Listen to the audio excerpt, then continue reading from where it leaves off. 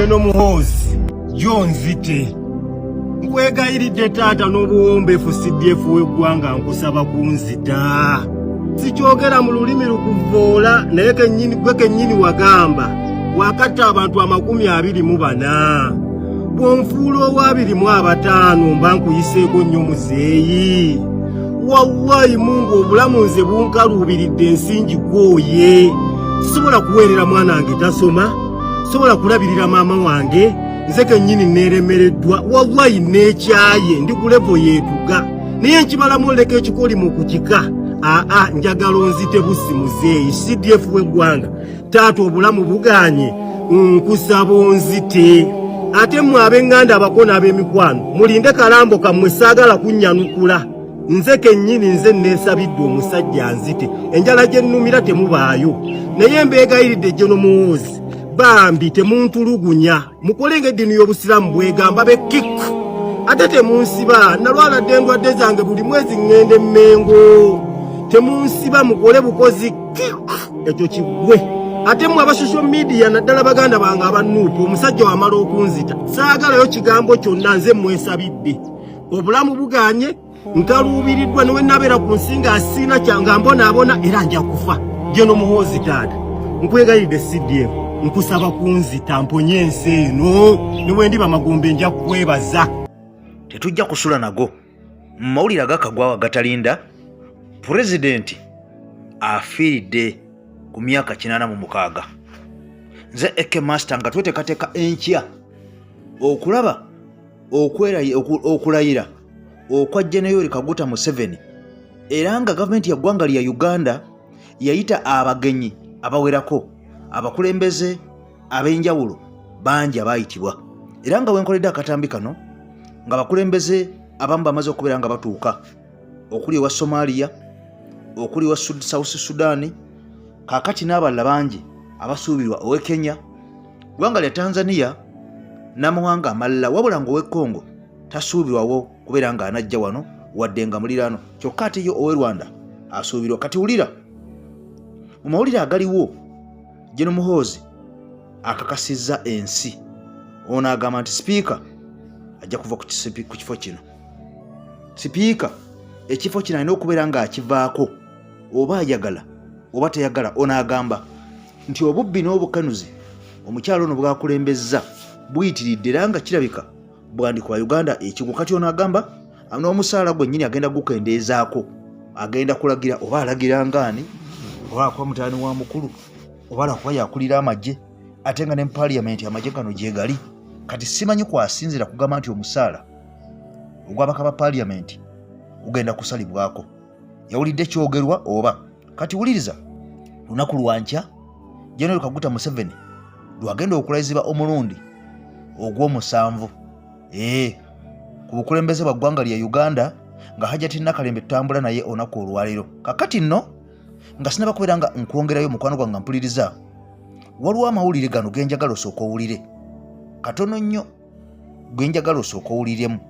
Ekigudde mu kibuga Kampala kifumba mutuku era nga n'olwaleero Alhaji Erias Lukwago ne kabineeti ye yonna bamaze okufuluma office eza City Hall. Kakati nno nga meya ompya amaze okubeera nga ye alabikako nga yeteekateeka nayo okubeera nga ayingira ku City Hall okutandika okuweereza bannayuganda ne bannakampala. Wabula video soko jimpera ekigalo era mpya nja kusaba osoko subscribe ku mukutu guno ogwa Eke TV Media Uganda. Nze Eke Master Kawandula bigambo Promax emabega w'omuzindaalo. Hajjati Nakalembe ntambula naye mukyala musomi wa dduwa nkutegeeza bw'oba olina embeera ekusumbuye ekuzitoweredde Hajjati Nakalembe ne mu ssanyu abeerawo okwebaza Katonda okumusaba byonna. Hajjati Nakalembe abikola butereevu. Nyujjukira nti omukyala abeera ateekebwako omukisa mungi okusinga ffe abaami. Kategeezaako Hajjati Nakalembe ebisigadde obireke wabula kantandike bwe nti omuduumizi w'amagye ga Kuruma bamuyita General Muhoozi Kainerugaba agambye nti nange bimpeddeko agambye nti mbadde ne taata okumala emyaka 52 gye nnyina sikirabanga. General Muhoozi agambye sikirabanga, maama sigituulangamu eyo gye yaleese amongo. General Muhoozi agamba nti ku myaka gy'alina takirabanga ye ne taata we tebagituulangamu. Amongo emmotoka gye yaleese tebagituulangamu. Anita Amongo, sipiika palamenti y'eggwanga, yamaze dde okuba nti aleeta emmotoka egweza bannayuganda obwama Rolls Royce Cullinan 2025 model ya mwaka gwedde, bagikoze mwaka guwedde annange ya 2025, bagikoze mwaka guwedde gwa 2025, eri valued ku mitwalo 44 ensimbi eza paundi ze biliyoni 2 mu obukadde 2. Kyokka bw'oteekako ez'omusolo eyingira biliyoni 3 nga mu obukadde 3. Bagiyita Rolls Royce Cullinan 2025 model. Emu ku mmotoka esinga okuba ez'ebbeeyi okwetola ensi yonna, ng'abazivuga be basinga okuba abagagga mu nsi yonna. Kati Amulege tufunye gategeezezza nti ku kisaawe eky'Entebbe emmotoka ya Anita Amongo we yatuukidde, full size Luxury crossover sport utility vehicle SUV, bagireetedde mu nnyonyi, si bya kugiyisa ku mmeeri. Bagitisse butereevu okuva e Bungereza ku nnyonyi, yabadde airlifted okuva e Britain direct to Entebbe. Bantu balina ssente. Ne tutegeera nti kampani gye bayita MS Albeit Limited, kampani eno ya ggwanga lya Bungereza, ye yabadde involved mu kugireeta, be bagireese Mercedes Rolls Royce Cullinan model 2025 be bagireese. Kakati bano aba Albeit Limited, MS Albeit Limited, kampani ya ggwanga lya Bungereza, ojjukira mu 2022 gavumenti ya Uganda yagulira sipiika wa palamenti y'eggwanga mukyala Amongo yennyini ne deputy we gwe bayita Thomas Tayebwa, yabagulira emmotoka, gavumenti yabagulira emmotoka za mitwalo 52 ensimbi eza $2 biliyoni 2 mu obukadde 4 zombi mu April 2022. Yali kampani eno eya MS Albeit Limited, be bagitika ku nnyonyi ne bazireeta emmotoka za Amongo ne Tayebwa mu 2022. Kakati era be baleese eno si ya gavumenti ya muntu yagyegulidde. Kakati Anita Amongo, sipiika palamenti y'eggwanga, bw'abadde agenda maaso nobabika nti ayogera, abadde ku conference call n'abantu 4, kubaddeko akulira ekitongole ekya URA ye John Musinguzi Rujoki, Commissioner General wa Uganda Revenue Authority, era nga bagenda maaso n'okulabika nti boogerezaganya ku conference call ku ssimu engatte. Amongo akakasiza nti kituufu emmotoka eno yiye Rolls Royce Cullinan. Amongo ategeezezza nti emmotoka eno yiye era bagimuwadde nga kirabo, teyagiguze. Yagamba nti bagimuwadde nga kirabo, birthday gift eyagimuwadde na kakati tannaba kumanyika ani. Yakutte ekirabo kya biliyoni 2 mu obukadde 2 nga bw'oteekako omusolo biliyoni 3 mu obukadde 3. Ani yakutte ekirabo ekyo n'akiwa sipiika? Yagambye nti kirabo.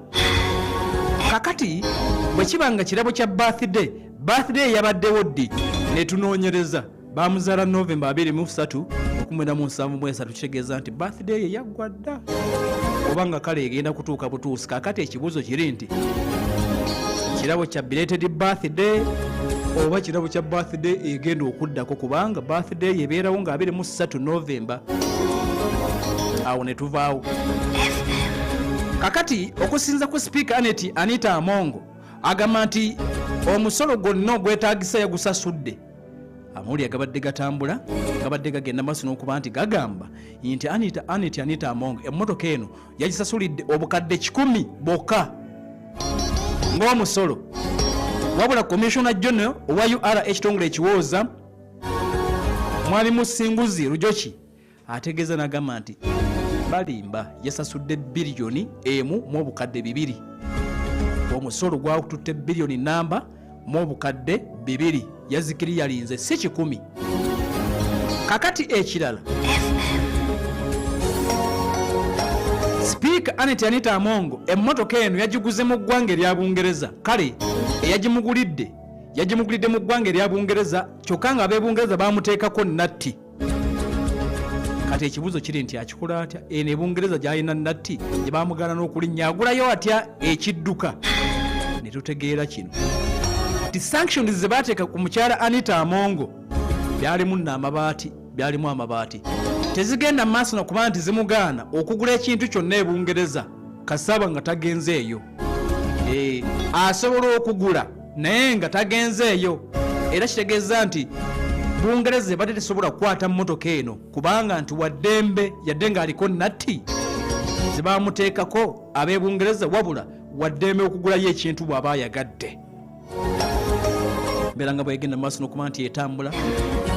Amongo avuddeyo n'ategeeza nti bannange ensonga y'emmotoka ye tesaana kubeera nnyo mawulire, tesaana kugeza nnyo, era agamba nti waliwo abakiri emabega baboosi be bategeere. Okusinza kwa Amongo agambye nti waliwo abakiri emabega nga baagala okugamba baboosi nti omukazi yaleese emmotoka ey'ebbeeyi.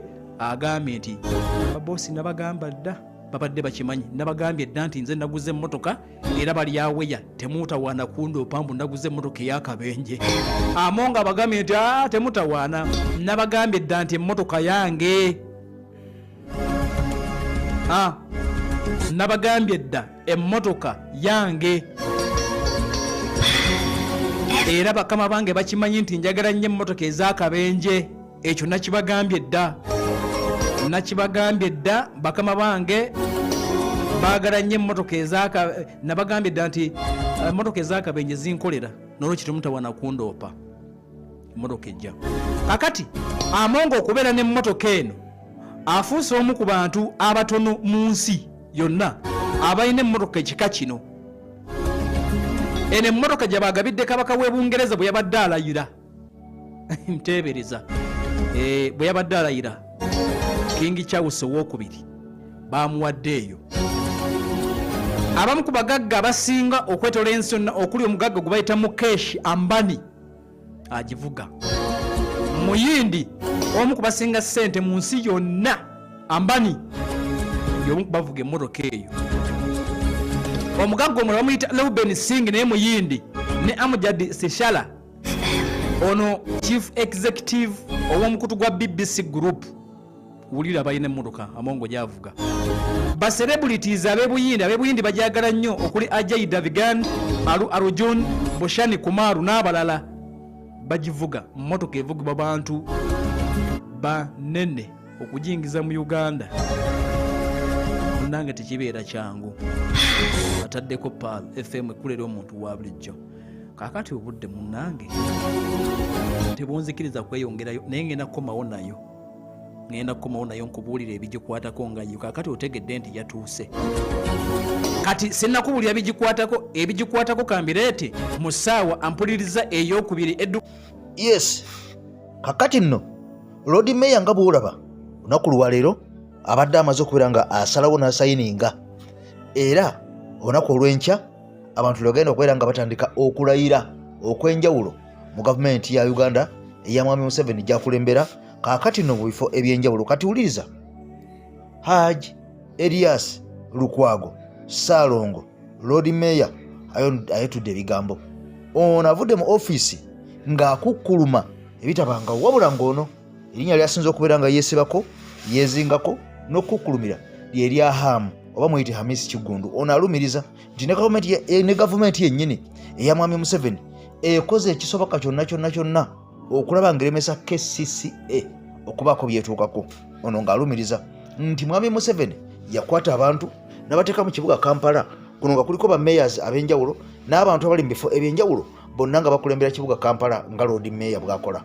Kaakati ono alumiriza nti abantu bano be basinze okuddiza ddala bannansi n'okubasiba mu bwavu n'okubalumya enjala, kumpi bangi n'okubeera nga bafa. Ono agamba nti minisita yatuuka okubeera nga n'emirimu egyandikoleddwa LC1 chairman minisita yagikola. Ono ng'agamba mu batembeeyi minisita y'oyo, mu babodaboda minisita y'oyo, mu batakisi minisita y'oyo, mu babukiyosiki minisita y'omu. Kati ng'ono agamba nti bano be baviirireko bannayuganda abangi enkumi n'enkumi okubeera nga bakyoppa enkumi n'enkumi okubeera nga bayagga, enkumi n'enkumi okubeera nga balajana. Era ono alumiriza Ssaalongo Inginiya Balimwezo n'amutegeeza nti ozze mu woofiisi eno naye nkubuulira ono waliwo okulya n'okkomba essowaani. Kuno si kutiisa wabula nkubuulira mazima. Bano abasajja bwe bamala okukola bajeti ne mugamba nti ya 2.something trillion bajja kuwa trillion emu. Kaakati olwo batandika okugujubanira ekibuga Kampala, olwo bakufuule nga ggwe mubi, erinnya lyo lyonooneke. Era Lukwago alumiriza nti abantu bangi abazze nga bagwa mu nteekateeka n'okuzeezingamu ez'okulakulanya ekibuga Kampala. Wabula njagala nnyo ojjukire nti ono yatuumibwako n'erinnya nga bagamba nti ono ye muwakanya oba muwakanyi, nti kubanga buli ekireetebwa kyonna ono ye yasoma kimu kyakubeera nga akiwakanya. Wabula ekyewuunyisa byonna ebizze mu kibuga Kampala ali Hajji Ssaalongo Erias Lukwago n'abiwakanya byonna byamulema okuwakanya. Wadde azze abiwakanya naye nkugamba ebigambo bino nti ate buli kyeyawakanya almost weekiri era kiyimiriddewo kyateekebwawo. Bwe liba ttaka lyatwalibwa, bwe biba bizimbe byazimbibwa, bwe kuba goba bantu baagobebwa. Kwegamba buli ye kyagezaako okukaayanya basajja kye bakolera ddala, buli kyagezaako okusimbira ekkuuli abasajja kye bakolera ddala, nga kino kyongera okulaga nti wano waliwo ekkobaane epitirivu ennyo oba eddene ennyo okulaba nga emirimu y'omusajja ono gye yandikoze tegitambula. Kakati no ono alabudde Inginiya Balimwezo n'amuza n'ebbali n'amugamba ebigambo bino bye nkugamba siri mu kutiisa, wabula nkubuulira amazima gennyini agakayira awulira. Woofiisi gy'olekedde enzibu ddala, oyolekedde abantu ab'enjawulo, wabula nga sinakutuseeyo kankutoleko owa pulezidenti ono bambi afudde ku myaka 86. Yaliko pulezidenti wa Botswana yafudde. Omwami ono ekisinga okuba nga kimwogerwako bamuyita Festus Mogayi, era nga ono omusajja mukulu ku myaka 86 wafiiridde. Ajjukirwa nnyo okuba nti buli omu ku pulezidenti mu ggwanga erya Botswana abaavaawo nga bakyagalwa, era bannansi balagwako ne ku kkubo nga basaba asobola okuba nga abongerayo ekisanja. Wabula yagamba tagenda kukwata mu constitution, era bw'ati ebisanja bibiri bwe byaggwako n'asobola okuba nga stepping down.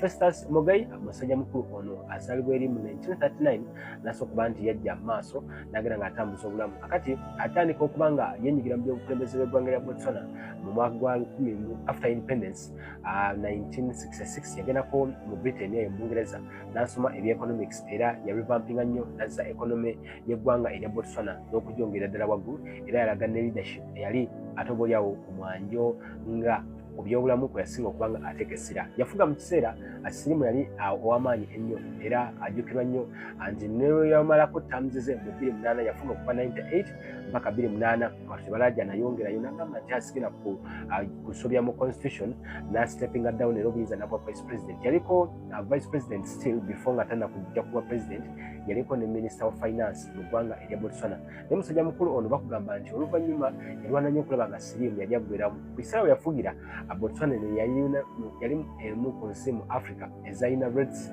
ez'abalwadde ba Sirimu abangi ennyo nnyo ddala, era omusajja ono yalwana nnyo nnyo ddala okulaba ng'obaolyawo obulwadde akukendeeza. Eventually bagamba olutalo yalwangula, wabula ebimu yafudde talabyeko ku kiwa ya HIV AIDS okusinziira akuye musajja mukulu oyo Festus Mogayi. Wabula olunaku leero asiza omukka ogw'enkomero. Botswana balangiridde ennaku 3 ez'okumukungubagira eyali omusajja aterya ntama mu bigambo by'okulwanyisa obulwadde obwo ate obwa n'obya leadership, era engulu nnyingi zaasudde okuba nga bwangula. Salamu alaikum. Hajjati Nakalembe omusomi w'edduwa. Bw'oba wenyiyo embeera embi yankusomere ku dduwa. Abali ebweru mirimu gigaanye, papula zeesibye, kino kyekyoto kwensabira omukisa kobe ng'oliriddawa wali wenkusabira n'ofuna emikisa. Ky'oba olaba ngabirira ebinyonyi ebitalina kyakulya, naawe atalina mulimu jangu kusomere ku dduwa ofune omukisa. Eno ennyanja kwesula buli kimu ekisira ne kiba kikujjudde nekikasuka mu nnyanja nekikunta nekigenda. Nze Hajjati Nakalembe kambawo ennamba yange yeeno 075237529. Temuddeeyo nemwebakira ebizibu mukobe ku nnamba yange eno. Nga olunaku olw'enkya Generali Yoweri Kaguta Museveni ateekateeka okwerayiza nga pulezidenti w'eggwanga eyalondebwa. Olunaku olwaleero ebitongole ebyokwerinda oba abakulembera ebitongole ebyokwerinda, ntegeeza abaduumizi b'amagye ab'oku ntikko ssaako n'abakulira ebitongole bya poliisi eby'enjawulo, olunaku olwaliro bavuddeyo ne bayozaayoza Generaali Yoweri Kaguta Museveni okutuuka ku kkula ery'okulayira okuddamu okufuga bannayuganda emyaka 5 bweddu mu bufunze okufuga bannayuganda okuva 2026 paka omwaka 2031. Olwaliro ebitongole ebyokwerinda bivuddeyo ne bemuyozaayoza.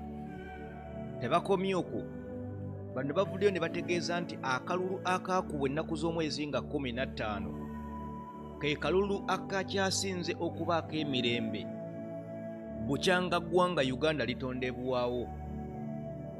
Kyewuunyisa, bukyanga eggwanga Uganda litondebwawo, abakulira ebitongole ebyokwerinda bavuddeyo bakutegeezeza nti okuva 1962 Uganda we yavaayo n'efuna independence nga Muteesa ye yali pulezidenti w'eggwanga eyasooka, wabayo tewabangawo kalulu kaali kabadde ka mirembe nga kalulu kabaddewo omwaka guno eno, kuba ku ntandikwa y'omwaka guno eno.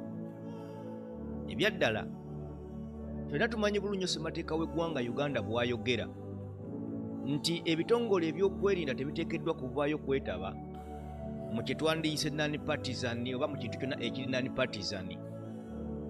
Olwaliro ebitongole ebyokwerinda bitwandisuubidde nti byandibadde bisaale nnyo mu kukuuma bannayuganda n'ebyabwe, mu kukuuma emirembe, ate kyeyolese nnyo okuba nga bebadde bamumyemu omutwe mu kutabangula emirembe mu ggwanga erya Uganda. Omukulu Chris Magezi avuddeyo n'abako ebigambo by'ayogera ng'agezaako kwogera ku mbeera egenda okubeerawo olunaku olw'enkya Generaali Yoweri Kaguta Museveni bw'anaaba agenda mu maaso n'okwerayiza. Avuddeyo n'amutegeeza n'amugamba nti ebitongole ebyokwerinda byakola omulimu amakula era ettendo okulaba nga bakuuma emirembe, era kino kyali kya Generaali Yoweri Kaguta Museveni okuvaayo okuwangula akalulu kano nga tewaliwo n'omu amutaataaganyizza. Simanyi oba omukulu Chris Magezi ebigambo byagenze mu maaso n'ayogera akimanyiko nti waliwo abaana abattibwa. Simanyi oba akimanyiko nti waliwo abaana bali mu makomera batalina musango gwonna. Simanyi oba akimanyiko nti waliwo abantu abatuusibwako obuvune obw'olubeera ku mibiri gyabwe. Simanyi oba akimanyiko nti waliwo abaana oba waliwo bannayuganda abaabuzibwawo bo nga tuddangamu kubalabako, naye nga baani abaabikola ba bitongole byakwerinda, era nga Generaali Yoweri Kaguta Museveni ye top army commander waabyo, ekiraga nti byonna ebyalinga bigenda mu maaso n'okukolebwa Generaali Yoweri Kaguta Museveni yali abimanyiiko bulungi nnyo nnyo nnyini ddala. Ebigambo by'omukulu amanyiddwa nga Chris Magezi ngenda kuba mbikuwaako bulungi nnyo, tugende mu maaso n'okulambula vidiyo eno tutunuleko ne mu kampeyini bwe zizenga zitambula ebitone bye nsobodde okufunako, tukompeyalinge n'ebigambo omukulu Chris Magezi byavuddeyo n'ayogera nti Generaali Yoweri Kaguta Museveni kituufu ye yali asaanidde. Jjukira omukulu amanyiddwa nga Chris Magezi si ye jeno yekka oba si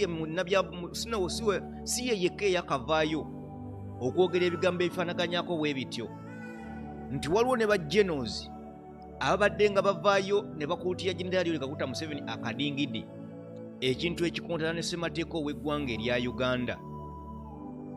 Njagala okutegeeza nga sinabakutwala mu katambi ako pulogulaamu y'olunaku olwaleero ewagiddwa Hajji Haruna omusomi w'edduwa ono ng'asangibwa wali eri mu bitundu nate eby'ejjinja, atawaanyizibwa ebizibu ebitali bimu, atawaanyizibwa amagini, emirimu egyagaana, obufumbo bwatotoogana, ogezezzaako okwagala okugenda ebweru w'eggwanga nga bigaana, oba naawe wali ebweru w'eggwanga ng'ensonga tezitambula bulungi. Nkwanjulira Hajji Haruna omusomi w'edduwa ono ng'azze okujjanjaba ng'akozesa ekitabo munanga ekitukuvu ekimanyiddwa nga ekya Kuruhani. Mweyunire oba mukoneko ku namba z'essimu z'olengera wansi ku screen awo wennyini, ensonga zonna zigende mu maaso munange n'okutambula nate nga bwe ziteekeddwa okutambula. Bingi nnyo bye tugenda okukoonako mu biro olunaku olwaleero, otegeere lwaki olwaleero Generaali Yoweri Kaguta Museveni akozesa ebitongole ebyokwerinda nga engabo eyinza gy'akozesa okulaba nga yekkumira mu buyinza obw'eggwanga nate erya Uganda. Kansooke nkole bwe nti katono nnyo ebigambo bino kansooke mbikuweeko katono oba kansooke nkuwa ebigambo by'omukulu Chris Magezi byavuddeyo n'ayogera ng'alaga nti Generaali Yoweri Kaguta Museveni akalulu yakawangwa na mazima na bwenkanya, era nga n'omukulu amanyiddwa nga Simon Mugenyi byabakama, naye ekintu kye kimu kyabadde akyagenda mu maaso kyagenda mu maaso n'okwogera. So we come in legitimately to help secure people and their property and ensure that the country remains orderly, so that democratic processes like this one in the most recently ended election can take place. And we are glad that every election cycle there is an improvement, and this last election is arguably one of the most peaceful in the history of this country, not just in the time the national resistance movement has been in power, but since independence, because the whole country was calm in spite of so much fear and threats that were being propagated by some political actors, particularly the National Unity Platform. We came out, reassured the population, and the people voted and made their decisions known. So we congratulate Ugandans and the President for going through a peaceful election process in 2026. Abaganda balina olugero lwe baagera ne bagamba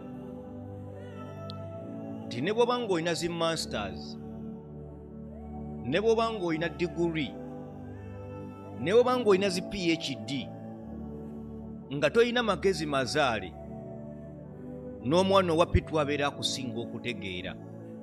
Sivumye sivvodde, naye eri abantu abalowooza nti bwe bagenda ku ssomero ne basoma balowooza nti bategeera nnyo nti era tebasobola kuvaayo kukozesa magezi gaabwe mazaale kuanalayizinga ensonga eyeebeerawo mu kaseera ako. Olwaliro bwe tunuulira omukulu namanyiddwa nga Chris Magezi ebigambo byavaamu, nnyinza okugamba nti okuwunya kwe biwunya tolina kintu kyoyinza kuvaayo kubigeraageranyaako.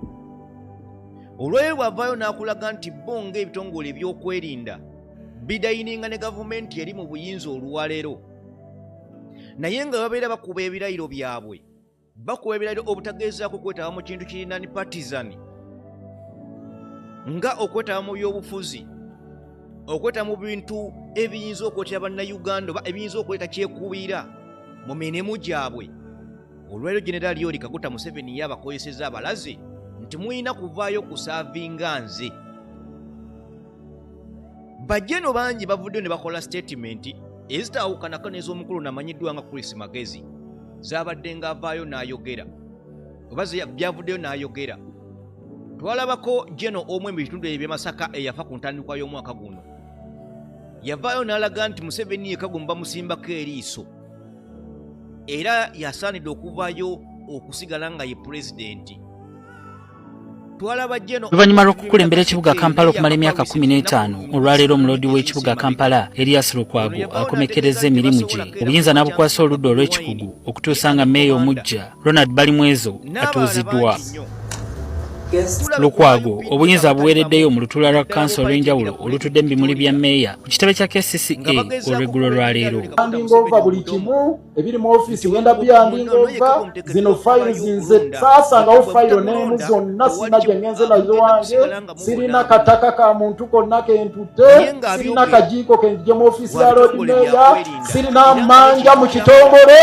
Omukama mulungi ekiseera kyonna. Allahu Akbar, Allahu Akbar. Mu kwogera kwe Lukwago atenze okusomooza n'ennaku gy'alabidde mu ntebe y'obwammeeya nga kino kyamuleetera n'okubuusabuusa oba anaafuluma City Hall ng'akyali mulamu. Ntambudde olugendo lwa myaka 15 nga ndi ku magulu gange abiri, bankubye enteega, bansambye, bamenye omugongo, bakoze biki, naye sigooka, ngenze sibendinze. Newankubadde ebbanga liyiseewo, Lukwago akyajjukira bulungi akabiga ke yayitamu mu mwaka 2011 bakkansala bwe baamugwako ekiyiifuyiifu ne bamuggyamu obwesige ekyamulemesa okuweereza ekisanja kino kyonna. Newankubadde asobodde okulwanyisa enguzi n'okubaako by'ataasa kyokka akukkuluma olw'obuwumbyana mu busatu obwabulira mu kuzimba akatale ka Busaafi, omwala gw'e Nakivubo n'ettaka ly'omu Kisenyi. Ngenze enkukkuluma obuwumbyana mu busatu bwabbibwa ku Busaafi ku bibaawo ebiri awo. Ekyo ngenze nkibagamba, ngenda naye obuwumbyana mu busatu mwabubba abaabubba bakimanyi. Atubulidde nti newankubadde alipoota ya KCCA ey'omwaka 2023-2024 ku buli bw'enguzi yalaga nti KCCA ekwata kyakubiri mu bitongole ebijjudde enguzi, Lukwago nakati akyewuunya lwaki naguno gujwa mpawo yali avunaaniddwa. Tuwulirayo nti ono avukanga vuddwa, ono ateekeddwa mu mbuga z'amateeka, era mu hisitole y'ebyafaayo mu byafaayo by'ekitongole ndi ogu mu KCCA gwe bakateekako akakiiko akabamugemereire. Mu bbanga lyamaze ku City Hall, Lukwago agamba nti KCCA ekyagaanye okufuna ekifaananyi ekirungi mu maaso g'Abannakampala nga kino kiva ku ngeri gyetulugunyamu Bannakampala. Mu bamu ku bantu abamulabizza ennaku, Lukwago agamba tagenda kwerabira omusuubuzi Hamisi Kiggundu gw'agamba nti akoze byonna by'ayagala mu bwannatagambwako. Hamisi Kiggundu yazimba ka kiyosiki ku mwala gw'e Nakivubo. Bwe tuba tumenya bukiyosiki ka Hamisi Kiggundu n'abalya ssente mu kakiyosiki ako bakangavulwe. Kyokka wakati mu kusomooza okungi, Lukwago yeenyumiriza mu ky'okubeera engabo ya Kampala omubadde okulwanirira abantu ba wansi, okulemesa obuli bw'enguzi kko n'ebirala. I'm happy to report to you nti atirisa amasomero 10 mu biseera byange tugafunidde ebyapa nga biri wano ku KCCA. N'amalala olutabaalo lukina okugenda maaso okulaba nti ebyapa biva mu Uganda Land Commission tetulinayo buyinza. Agamba nti newankubadde abadde akola atudde ku nkato, mpaawo oluguudo luzimbiddwa mu Kampala nga tamaze kukuba mmeeza. Mu by'obulamu, Lukwago agamba nti akoze buli kiri wansi w'enjuba okulaba nga Bannakampala bawangalira mu bulamu obweyagaza, gamba ng'okukakasa nti KCCA erina ambyulensi, okuddaabiriza amalwaliro kko n'ebirala. Mu kusiibula, Lukwago aliko okuwabula kwalekedde abaddukanya Kampala omuli okuggyawo etteeka li KCCA, ebibuga byonna bifugibwe ebbago ly'etteeka limu, ba RDC ba Kampala 18 okukendeezebwa, wasigala omu, ebiragiro bya Pulezidenti mu Kampala okukendeera, bakkansala okubeera n'obuyigirize obwenkana obw'omubaka wa Paalamenti, KCCA okufuna ssente ezizimba ekibuga. Beka Ssenyonga Mulinde, NTV Akawungezi. Okwerayiza kwa nkya nkiddamu, waliwo okulayira n'okwerayiza. So okwerayiza kwa lunaku lwa nkya, era nga abagenyi abatalutumidde mwana batandise okutuuka, abagenyi ab'ebitiibwa batandise okutuuka, era nga bano baanirizibwa Prime Minister wa Uganda Right Honorable Robina Nabbanja yali mu kubaaniriza mu kisaawe ky'entebe, era nga abagenyi abakatuuka as usual, as expected, as interpreted, as extended, as gwe kyonna ekintu kyagala okuteekawo kiteeke bulijjo betusuubira be batandise okutuuka. Nga eyasoose okutonnyawo ye mwami Salva Kiir ye mwami Salva Kiir w'eggwanga erya South Sudan. Yes, yamaze ddayo okutuuka mu ggwanga nga mutaka okubeerawo okulaba nga ow'ekitiibwa alayira naye nga talina DR form. Okigere ekiro ekyo, ow'ekitiibwa nga alayira nga talina DR form. So Salva Kiir yatuuse dda mu ggwanga ow'okubiri ya Hussein Ali ono wa ggwanga erya Somalia nga naye yamaze dda okutuukawo. So kirabu yeeyo temusuubira bagenyi balala bagenda kubeerawo amaanyi nnyo, temusuubira tusuubira kirabu nga kirabu eno kati sofa kubulako Samia Suluhu Hassan, wabulayo Paul Kagame wa Rwanda, kubulako ani omulala wa Ethiopia abaana abayo. So abebe tugenda okusuubira kulayira kuno, tetugenda kusuubira abantu b'amaanyi. Same faces as usual, zino zi puppet. Manyi ono black colonialist alina ba puppets. Yes, kati ba puppets ba black colonialist tugenda okusuubira bagenda okuba naye nga Samia Ruto temusuubirayo nga ali mu ggwanga erya Kenya gyali ewaka, tebalina kye bamugamba kubanga bano tebalina kiddako. So Samia Ruto ye ali mu kusayininga zi contract na gwanga elia France na capitalist bano era nga akulaga nti ali mu kwongera kunyweza nkwatagana ye na capitalist. Yes, eno guest chano nombi nnyo waliwo mwami agenda okwerayiza mu region mwennyini nyini nga ye akulaga nti ali mu kunyweza nkwatagana naki naba communist aba Russia n'aba China bali mu kunywezagana nabe enkwatagana. So kyabulabe nnyo Samei Ruto ekintu kyali mu kukola okuba nti okulayira kono omusajja ate ye wakyaliza Macron ono agwa in the opposite side of the United Nations Security Council era wagamba nti no bali mu kutighteninga era nga ku deal ezimwe zakolebwa sofa Macron nga awaddeye obweyamu ayagala Kenya ne France babirenga banyweza shared interest na kugamba nti no sengo uli ekigambo kibaita shared interest tegeza democracy na human rights nga bino bijidde nga akamala okufuna akatambika Samei Ruto nga yakukakasa nti eggwanga lya Republic of Kenya lyo musingi ogwa democracy kweyimiridde kwelitava wadde bano bali mu kwenywereza ku ntebe banyweza obwa dictatorship waabwe yo Kenya egamba nti no ffe tugenda kuyimirira ku democracy. Then n'ekirala kintu kyosobola okusuubira ekibi ennyo Samei Ruto ono okujja Samei Ruto ekintu ekyakoze ekirala ekyobulabe ekibulimu waliwo olutalo waliwo embiranyo wakati wa European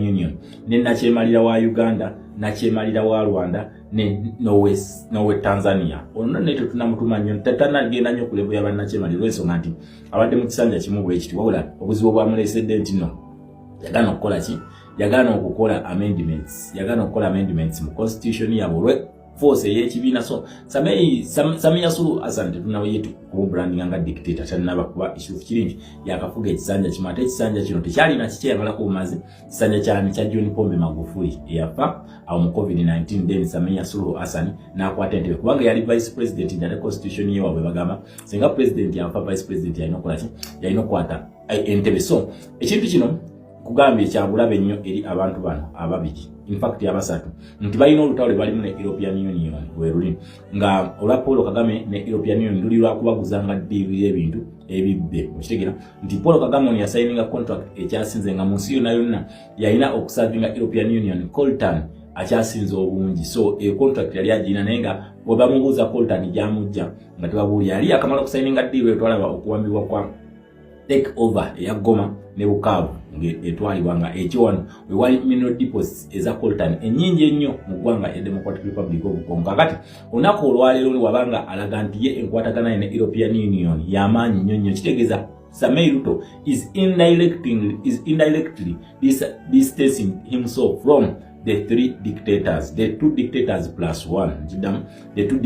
plus one that is Samia Suluhu Hassan okitegeera kati wano kumulirwano bokama nti bano muli mu East African Community mwena era mwena mugikiyalinga era mwina shared interests za East African Community omulabe wabwe gwe batwalanga omulabe naye nga sirowooza nti mulabe kubanga otunulya basis European Union zeyayimiriyako okugamba muna olunaku olwaleero bayira talk trade yaffe wakati wa Rwanda ne European Union tugenda kugisaza mu zitunulya ng'ozimiriddeko zaali zi basis of human rights violation ezaali zigulirwa mu ggwanga ya Democratic Republic of Congo bweki tukimuwa nti European Union decision gyakola yali ntuufu nnyo okuleeta trade nga tulaze kirombe gwe supply wa coltan akyasinze mu European Union anga gwe asinga okusupply nga coltan omungi ennyo katale kaabwe then bakubuuza okay tukkiriza omuntu saavinga era ne contract wagisayininga obijjawa awali obuzibu okitegera awali obuzibu n'atuuka n'okubalimbalimba nga balaga bridge etanaggwa ewali bridge under construction nga eriyo n'abagamba nti ekirombe kyali kya coltan wabula munnamawulire wa CNN omukyala wawaguza n'atuukayo yasobola okulaga ekifaananyi ekituufu ekyali kigenda mu maaso kweyo bridge gye baali bazimba Paul Kagame gye yali azimba nga kwasiriwaliza ensi nti ekyo ekirombe kya coltan era kyali highly guarded wabula simanyi omukyalo ono yatuukawo atya kubanga bannamawulire standards zebabeerako bebamanyi simanyi naye nga omukazi oyo yasobola okugenda through all odds n'akola ki na exposinga ekirombe ekyo Paul Kagame kyali yegasseko mu buki ekyasinze okudisplayinga deposit ya coltan ekyasinze obunene kubanga obanga gwe asinga contract ene mu European Union kitegeeza nti ekirombe ekyo kino okubanga it is one of the biggest mines mu East African region. So awo obuzibu bwa Paul Kagame bwava ne European Union na European Union ne mugamba kati olunaku olwaleero tukunabidde maaso nga twogerera kati essaawa eno Felix Tshisekedi ow'eggwanga erya Democratic Republic of Congo yakamala okusindika delegation okulaba nga basisinkana European Union okulaba nti bakola ku kintu kya sanctions okuzibuja Paul Kagame okigira okuze ujja Paul Kagame sanctions zino olwa human rights violations ezibadde zikwaki ezigenda mu maaso mu ggwanga ya Democratic Republic of Congo. So Felix Tshisekedi abagamba bannange mwemuluddewo okureactinga, yes America reactinze, ensi nyingi zitandise okureactinga, naye mu mwakoma ku bigambo kati nyongera okubajjukiza nti yessaawa muteeke ekintu mu action. Kiddamu yessaawa muteeke ekintu mu action, tukooye ebigambo byammwe mbanga munaakola mukigire, munaaba mugira mugire oba temugire mugire, otegeera ekintu ekyo. So ye obunkenke obuliwo wakati wa Paul Kagame ne Macron ono Macron ono jakungamba wa France, yes nakugamba nti Macron ono wa France naye ate agwa mu kintu kibaita European Union and is the representative of the European Union at the United Nations Security Council. European Union eno yalina ko members abatula ku United Nations Security Council babiri, yalina France then ngina Bungereza then bakuna ekintu kibaita Brexit so nga Bungereza eno okuvaamu mu European Union etandike yo gundi yayongekoye abantu bano kujinyonyota kubanga ina sente naye nga zine ensi endala zo sente kati ngekozesa sente nyingi nnyo negamba kakole kigire naye yafuna impacts era yafuna effects nyingi.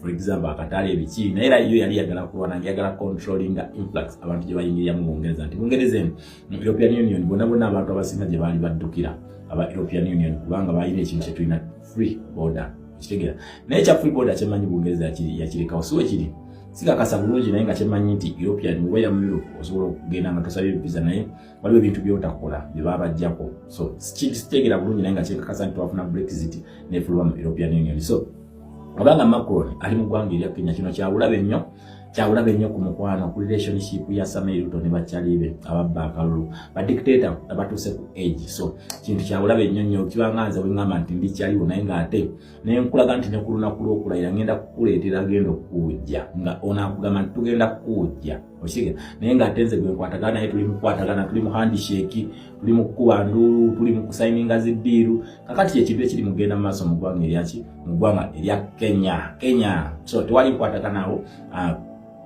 ya wakati wa Paul Kagame ne European Union yo yawo enkwatagana mbi nnyo nga kugambye kyava ku coltan deal gye bali bayina mu ggwanga erya Rwanda nga naye eno yabirako bloodshed mu kitundu kye bayita Goma ne Bukavu okitegera eyo deal era omwami oyo nkugambye nga talina deposit wadde nemu naye ng'omusayi guyise namugamba tuwe deposit nga taleeta naye nga amaze olina okukola ki okuyiwa omusayi. Then number 2 still era European Union gye twogerako nkugambye Samia Ruto ekintu kyakoze kiwa n'abantu tebali musonyiwa nkiddamu ekintu Samia Ruto kyakoze abantu bano tebali musonyiwa kubanga kyakulabe nnyo kiri deadly nnyo and it is a threat to their throne okitegera ku bukulembeze bwabwe eno threat ya ddala nnyo okitegera ekintu ekyo nti n'ekirala tulinawo olutalo wakati wa European Union n'eyabba akalulu era nga European Union nyini yasooka okuvayo negamba nti mukulu ako tekannabeerako kalulu. It was a military operation. European Union byava mu bigambo byabwe it was a military operation. Say ako tekali kalulu. It never met the democratic principle. European Union tujjukira European Union Parliament ngeyise omukyala Birete neita His Excellency Kyagulanyi Ssentamu Robert n'okuyita ambassador wa Uganda mu Europe gwebayita Million Black Soul okitegera wabula oluvannyuma Million Black Soul wamanya nti no agenda kuwefuga ne His Excellency Kyagulanyi Ssentamu Robert the deadliest nga akutta akazindaalo nkiddamu akyasinze obulabe nga akutta akazindaalo kwe noba diplomat ki ngo akutta akazindaalo ne bakamuwa akukakkanya n'akuteeka ku level ya Jennifer Fulfiga kati Million Black Soul amanya nti no pane yagituddeko nabo abadedire ababiri nga kuliko n'omukyala Atebya Ntama the replacement of Miriam Matembe reloaded the incarnation of Miriam Matembe mukyala Birete kati wamanya nti nagenda kutula nabo kupano yatandika okuteekawo embeera ey'okwebuzabuza n'atagendayo okitegera n'atagendayo era bano basalawo ne bagamba nti tugenda tutandike okukola ku investigation tugenda kubeera ku ne talks wakati waffe ne government okulaba nga tukola ki nga tuleeta emirembe wabula ng'abantu bano balabika tebali willing kuteeseganya nga Samia Suluhu Hassan bwe yakikoze nga nabano balabika tebakikola kubanga ki tulabira ku bigambo bya Thomas Taiwo byayogedde yabadde agenze okusisinkana Parliament ya Africa. Yes, ebigambo byayogedde byabadde bingi nnyo era n'aweera n'okukakasa nga agamba nti no Africa kyekiseera basituke against the European Parliament. The European Union Parliament esikiriza nnyo okuteeka ennyindo zaayo mu politics wa Africa nga bwe batagiyingirira nabo tebalina kugiyingirira. Yabagambye yakozesa ekigambo kya mukama we kyagetera okukozesa mu Go to Hell yabaga bagende ku Kerry era n'agamba nti ye Thomas Tayebwa yagamba ambassador we manyi Thomas Tayebwa kati noyo parliament yabadde eraba nti ye president Ajegera yabadde eraba nti ye president ya Thomas Tayebwa n'akutukakasa nti yagamba ambassador talinnyayo. So tulina olutalo lw'amaanyi nnyo wakati wa Uganda ne European Union Parliament eno nga byava kubba kalulu ng'omwami ono ayagala okwerayiza ye byagamba nti ajja kulayira naye nga tugamba nti okulayirako mukulu tekulina kyekugenda kukola. So olutalo luwanvu nnyo era ne bagamba bagenda kubeerayo ne further engagements ne His Excellency Kyagulanyi Ssentamu Robert wa National Unity Platform not NRA agenda okwerayiza olunaku olw'enkya. Gambye agenda kwerayiza naye nga ne mu kwerayiza ko tebalina DR form, tewali DR form tazirina. So talina kikakasa nti no yawangula akalulu naye bwe batyo babeera bwe batyo, they learn nothing and they forget nothing. So once death is calling you, okufanga kukuyita bwotyo bw'okola. Gaddafi yalowooza nti w'amaanyi nnyo naye ng'okufa kwe kwali kumuyita. So kuno okulayira kwe kuyinza okuba nga kwe kusembayo ku ntebe y'obwa president w'eggwanga, kwe kusembayo ku bwa president w'eggwanga, naye katusubire nti anaabeerawo okulaba presidents abalala nga bakola ki nga balayira, naye nga ye ndaba nga kwe kusembayo ku bwa president w'eggwanga. So munnayuganda oga ebintu ebigenda maaso ekkolo byonna tebikutiisa. So naye nga tukyali mu kutematema ensonga ya Samuel Ruto kyali mu kukola mu ggwanga erya Kenya kirekawa banne, kiddamu kirekawa banne. So Macron ono bwe tulaba wano yali kenyininyini yakamala okufulumya statement ezi implicating oba okulemaza okudestabilizinga pipeline egenda maaso. Ono mwami yali yetegese gyayitanga My Oil project eyo. Njagala jjukira nti company ya Total Energies eno company ya France nga Macron bannayuganda bamu approach nga kabaga akamu yagamba nti kati yesaawa Total Energies estopinge holding kuyimiriza si kustopinga naye okuyimiriza emirimu gyonna gyekola mu Uganda. Total Energies negyekola ebunyolo paka nga bamaze okufuna nga investigations zikoleddwa nga ne report eyiziddwa, era Total Energies yasooka okuwithdrawing amafuta ga Uganda ne ga mukulu. Akati omusajja wabanga yagambye nti mbutuufu wabba akalulu notta n'abantu nga n'abantu b'ebunyolo bennyininyini batadde mu refugee camps, tetugenda kubanga tudiringa naawe wati tugenda kubanga tweyongerayo ne project eno gye bayita ICAP. So fe tusazeewo tugiyimirize, okitegeera, tusazeewo tugiyimirize paka nga maze okwesotenga ne bannansi kubanga tusobola kuteeka ssente mu eyo investment y'amaanyi bwetyo ate ne tujja ne tukola loose. Nkambe baayimiriza tebastopinga wabula baayimiriza Uganda ebeeko nga yeetereza. Mugenda kwetereza emirundi emeka bwe giti either okuleeta gavumenti entuufu egenda okukulembera Uganda mu butuufu, oba si kyekyo abaami bano bakwate pipeline bagive ku refinery tugiyitanga wano n'okulirira abantu bonna abakosebwa pipeline wabula batakisobola abanga tasobola kukola kintu ekyo banabo bakkiriza era bakakasa nti tebasobola kugenda mu maaso na project ya Total Energies yasooka okuwithdrawinga. Total Energies wemala okuwithdrawinga yatandika okufulumya endagaano ze baakola ez'ekifere netandika okuzitimbanga ku mitimbagano gyayo okulaga bano deal engeri gye bazikolamu ebya exposing ebintu byali bingi nnyo n'okulaga company ez'ekifere bano zibaggulangawo ne family zaabwe abaana baabwe. Yes, baggulawo company nga z'abaana baabwe era ne baziwa shares nene nnyo mafuta ga Uganda kulaba na Uganda nyongera okujjukiza nti akone ku ndagaano za Museveni amafuta ga Uganda gwe oyinako just 15% ate 7C yo kitegeeza Uganda ng'ensi ku mafuta gayo erina okufunako 8%. Bwebubbi gavumenti egenda okwerayiza olunaku olw'enkya bweriko kiddamu bwebubbi gavumenti egenda okwerayiza olunaku olw'enkya bweriko. So Macron ono bwe bannayuganda bamutuukirira akabaga akamu mu Paris ng'amaze okumutuukirira abagamba ngenda kubistopinga era yabistopinga. Awo ne tutandika ekyatajja gasima engombe eyo yatandikira tajja kugasima nga Macron amaze okustopinga ebintu ebyo. So obula Museveni omwoyo omuyayo ne yayita n'abaana baffe n'abajja mu masomero ne babandi ennene nga beekalakaasa. Kyokka bano abalala bwe babeera beekalakaasa bakuba miggo naye bali yabawa ne space ekuba bandi n'ekuuma ne poliisi era nga bagamba European Union back of our oil. Bakwolo yatandika okulya ebigambo bye yamuyitanga My Oil n'atandika okuseerera olulimi nga biyita our oil. Simanyi kati oba yabitereezezza naye nga tulaba alina deal ne contracts zaalimu ne Dangote era nga okusinkana Dangote ono nakugambye nti deal eno ekyalina obuzibu kubanga ogamba Dangote naye nga ate olime Samuel Ruto okitegeera. Njagala muteemu labe vidiyo naga obuzibu bwe bagenda okusanga Dangote tasobola kuteeka wano ssente. Oyogera ku Dangote naye nga oline Samuel Ruto ono igwe ow'abakapitalist. Abakapitalist abavunamira n'agamba igwe kakati mbu gwe bweweegasse naye otabbire Dangote mbu ajja ateeke ssente mu nsi yo tasobola. Samuel Ruto yamugamba ekituufu n'amugamba omulabo oyo akugamba oteeke ssente mu Uganda oyo agenda Samuel Ruto yamugamba oyo agenda era nga kati kukasa nti okyali agenda sigenda na kulinnyayo kulayira kweze tasobola kundabisa ngani agenda n'omulambo mugundi Montana sisobola yabagamba I'm not that stupid fly to go with ndakugamba nti Dangote tasobola kuteeka ssente mu mafuta ga Uganda anda Museveni tasobola kubanga akimanyi nti ono kyali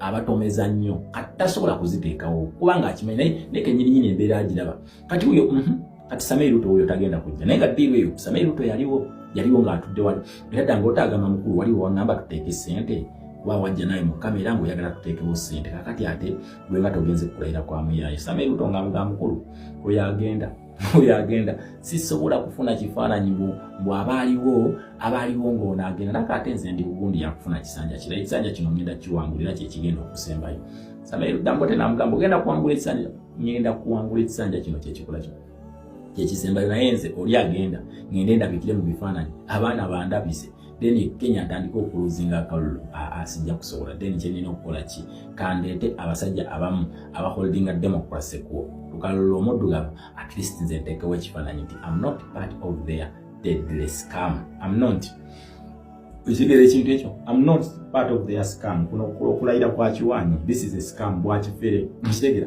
kwakifere kugambye olunaku olwaleero ssaawa 6 omusajja Legitimase agenda kubanga agisibula then batandike ensi etandika okudiringa naye as a fugitive okitegera agenda kubeera fugitive nga tava wano agenda kuzungiranga wano nga wantu makeri kubanga akimanyi nti Legitimase mane ane emye era tanalabikako wantu wonna tumulabyeko mpozi mu kifaananyi kino nga nekya Salva Kiir naye nga omusajja si musanyufu ekituufu kino mwetegereze ebifaananyi ebyo agenda okulayira si musanyufu kubanga ensi nsirifu emutunuulidde weeti ati abadde asuubira vayibu ne bakola obukujjukujjawo ne baleeta obukolokolo ne bakola biki baleese akati atukoledde azimbye amalwaliro ng'ezaaliwo bamwazibba naye n'abantu abamu era banaye ssente zinombe ne bakwogeza ebyekisiru nga nawe okimanyi nti byogera byakisiru ssente zaaliwo abazibba ssente z'amalwaliro zonna bazibbye budget zijja bazibba bubbi kati gwe nawe newetunuza mu kamera naye abantu babaki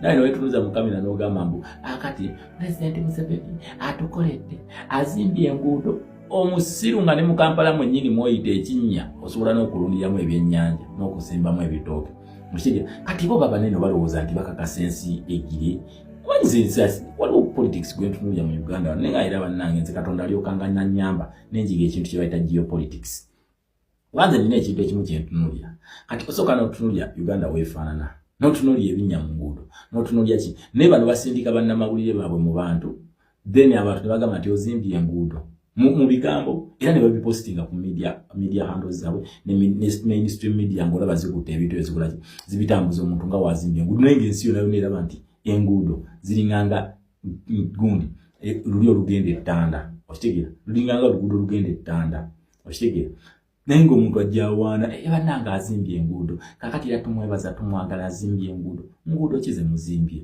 bwe temukiraba nti abantu bano babeera batukiina babeera babakiina toyina luguudo lw'ozimbye kitegeera so tuve mu by'okwewayiriza omusajja olw'okubanga bakutunuzaamu kamera yes tukimanyi nti amawulire gano bagasensalinga naye kakati nze ebyanga agenda bisensalinga ndikwata akasimu bagambe bibalemye emyaka 4 temulina kye mukoze Uganda mugizizza emabega emyaka 4 in fact sina myaka 4 batuzize emabega myaka 8 kubanga ono buli lunaku lwabeerako lutuze emabega nnaku 2 atujibira myaka nakitegeeza batuzize emabega emyaka 8 gye bakoze eki gye batuddizayo naye olabanga bagenda bakola bu interview kakati kikyo yagala kukola talina kyagenda kukola tewali nabyo temwerimba bimulemye okukola lulinga akyali mu control ya ssente ng'azirina nga bakyatuwa loans bakyatuwa grants bakyatuwa donations kakati bajje mu babikole ku luno okitegera ekintu ekyo bagenda bikola kati nga buli biganye so saka tuwaize nti mina kyemusobola okukola tewali so bintu byengira ate obanze kati balayi ntunuulira Uganda eno nengamba ne bannange tubadde mu kintu kyebayita mental slavery munnamawulire akubuuza kiki kyosuubira muzeeyi akukolere mu kino ekisanja ekiddako nga kiki yakola that should be the question ng'ebisanja ebiwedde waakoze eki that should be the question ayandona kino kirina wasinyo wanga lya kwalanga ebintu nga abituteekako buteesi nga abikwawo kubipu nekijja nekigwawo naye ku luno yeetegesa atwetegekidde agenda tukutugumbula butugumbuzi okitegera agenda tutugumbula butugumbuzi atwetegekedde naye kakati luli yajjanga buzi ng'ekintu kigwawo ng'akiteekawaawo ng'ekintu kigwawo ng'akiteekawaawo ekintu nga kigwawo ng'akiteekawaawo naye kati emisolo giri mu kyemba emisolo business ali muzisanyamu ng'asemberera okulayira kati mumulowoozeemu naye n'ekipya kyagenda okukola anyway eyo yenkwatagana ye ne European Union bwete oyimiridde at stake then yewe tujja ku Samia Suluhu Hassan naye enkwatagana ye ne European Union si nnungi n'akamu wadde n'akatono oluvannyuma lw'okutta abantu mu kalulu akaaliyo mu ggwanga erya Kenya mu mwaka gwa 2025 nga tusembera 2020 mu bukangaso. Samia Suluhu Hassan yatugumbula abantu era akakiiko kateerwawo European Union kasobola okukola investigation